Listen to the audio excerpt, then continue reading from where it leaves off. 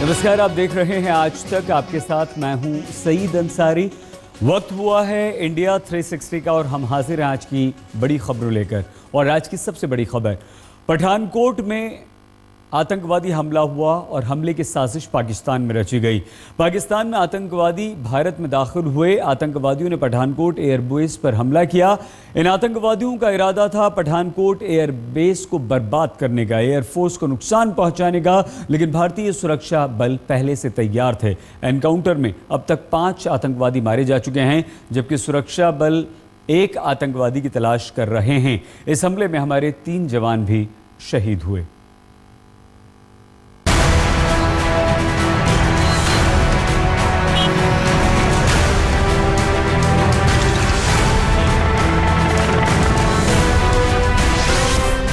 जनवरी 2016 तड़के 3:05 air force station Pathankot.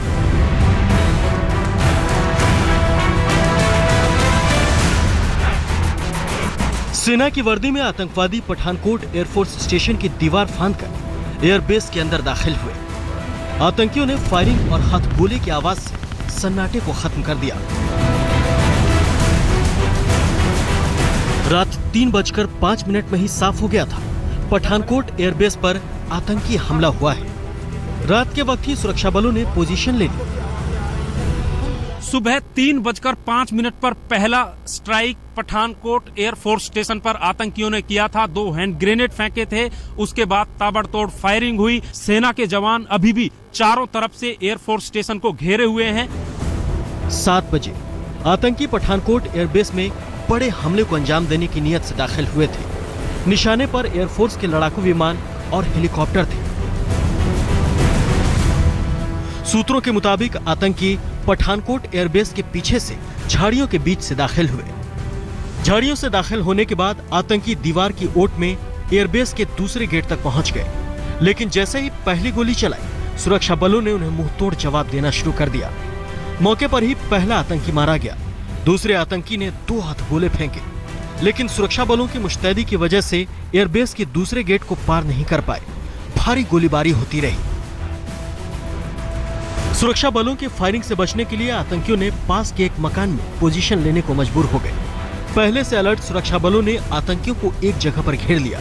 यहां सुरक्षा बलों को पहली कामयाबी मिली, मतलब आतंकी एयरबेस के संवेदनशील इलाके के अंदर दाखिल नहीं हो सके। आतंकी हमला और सैनिकों की मुठभेड़ अभी भी जारी है। भारतीय सेना के जाबाज सिपाही लगातार आतंकियों के साथ लोहा ले रहे हैं। आसमान से लेकर जमीन तक नजर लगी हुई है।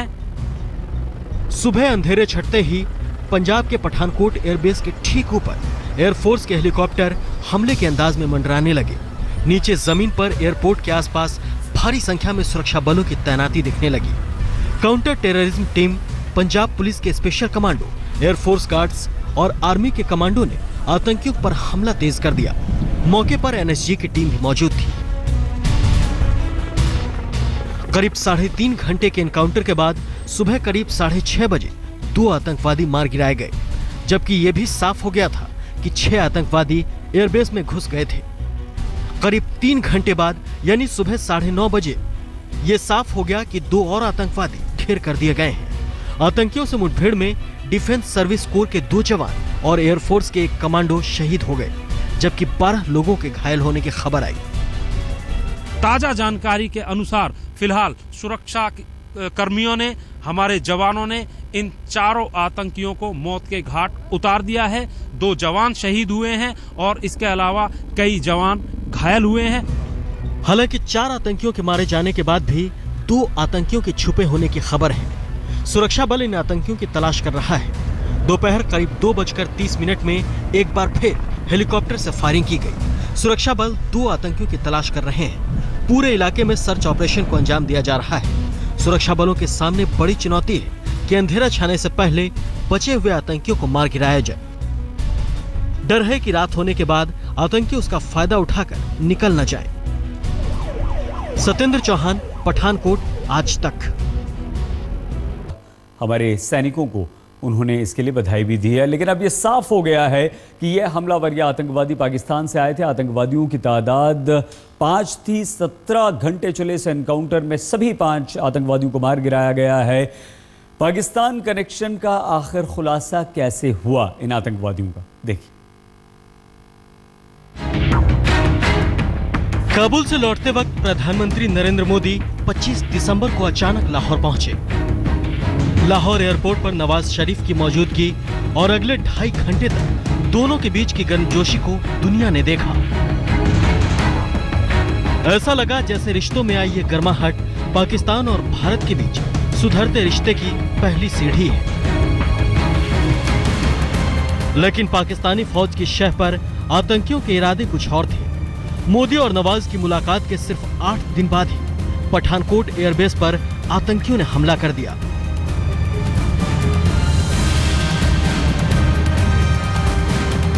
जवाब में पाकिस्तान से जो मिला उसमें कुछ भी चौंकाने वाला नहीं है, कुछ भी सरप्राइज नहीं है, क्योंकि पठानकोट में शनिवार को जिस तरह पाकिस्तान की तरफ से आतंकी हमला हुआ, यह पाकिस्तान की पुरानी फितरत है।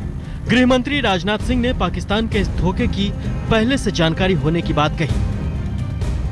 कुछ इनपुट प्राप्त हुआ था, इसीलिए पहले से ही हम लोगों ने इस संबंध में सावधानी बरती थी, और शायद यदि यह सावधानी न बरती गई होती तो कहीं कोई बहुत बड़ी वारदात हो सकती थी।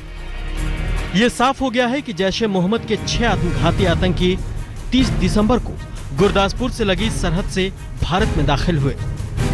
ये भी साफ हो गया है कि भारतीय सीमा में नाले से आतंकियों ने घुसपैठ की थी। इंटेलिजेंस एजेंसियों के मुताबिक ये आतंकी पाकिस्तान के बहावलपुर से ट्रेनिंग लेकर आए और अल रहमान नाम के ट्रस्ट से जुड़े हैं। इनके हैंडलर मौलाना अशफाक अहमद और हाजी अब्दुल शकूर हैं। ये सभी अपने हैंडलर से फोन के जरिए लगातार संपर्क में थे। इन आतंकियों को बीते 6 महीनों से इस हमले को अंजाम देने के लिए पाकिस्तान में ही ट्रेनिंग दी जा रही थी। आतंकियों के पास AK-47, हैंड ग्रेनेड, GPS समेत भारी गोला बारूद मौजूद थे। पाकिस्तान में बैठे आकाओं ने आतंकियों से एयरबेस को उड़ाने और एयरफोर्स को भारी नुकसान पहुंचाने की हिदायत देते रहे। ये प्लान्ड अटैक है और ये डेफिनेटली जो अपने हैं we have been caught unaware. ये प्लान पहले का है और ये प्लान किया है। आतंकी AK-47 और मशीन गन का इस्तेमाल कर रहे थे।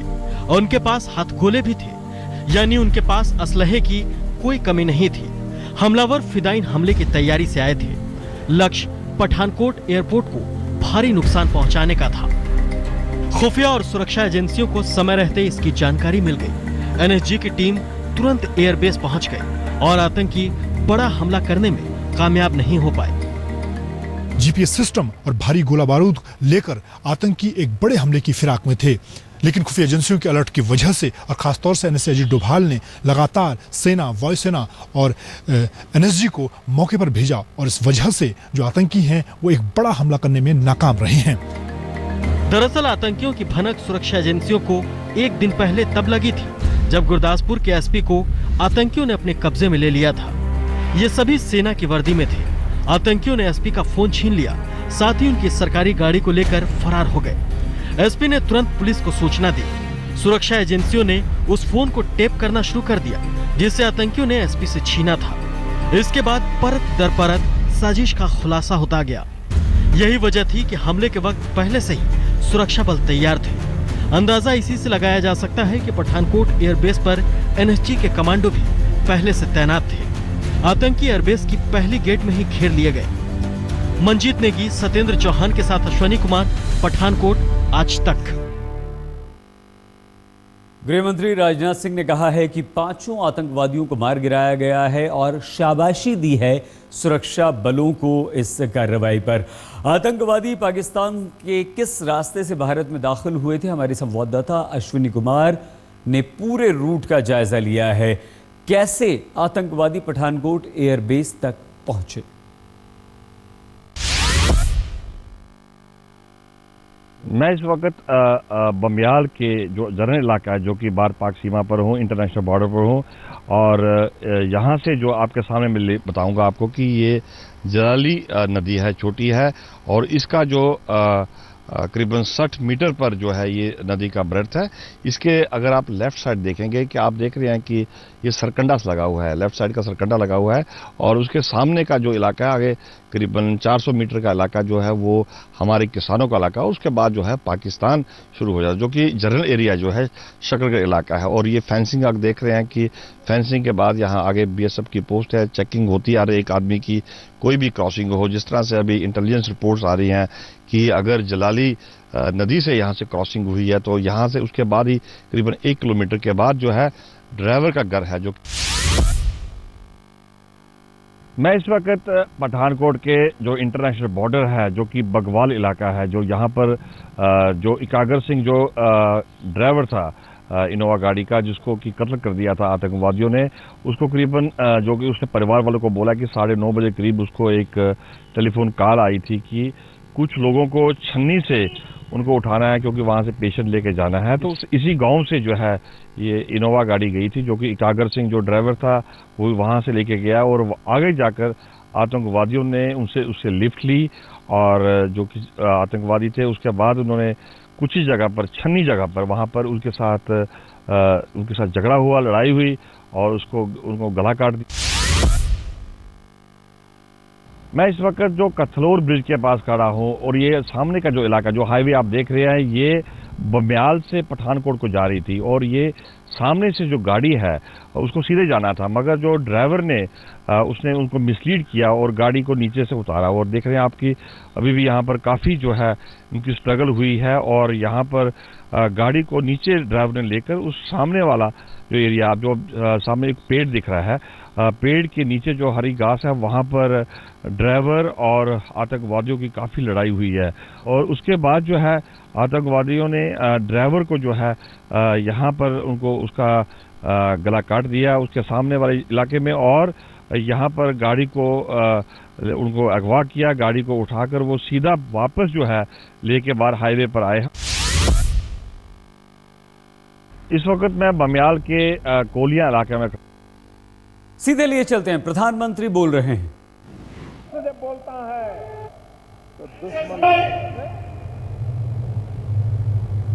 राष्ट्र का आत्मविश्वास, राष्ट्र का धैर्य और राष्ट्र की एकता, एक स्वर में राष्ट्र जब बोलता है तो दुश्मन के हौसले नष्ट हो जाते हैं। उस संकल्प को लेकर के आगे बढ़े, इसी एक अपेक्षा के साथ बहुत बहुत धन्यवाद आपका।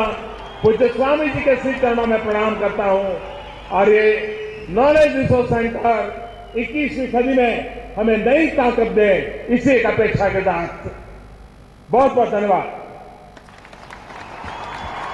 Thank you, our beloved Prime Minister ji. Now His Holiness Shri Jagadguru Shivratri Deshi Kendra Mahaswami ji, who is a great combination of vision, compassion and administration, will deliver Ashirvachana. Shivratri Deshi Kendra Mahaswami ji.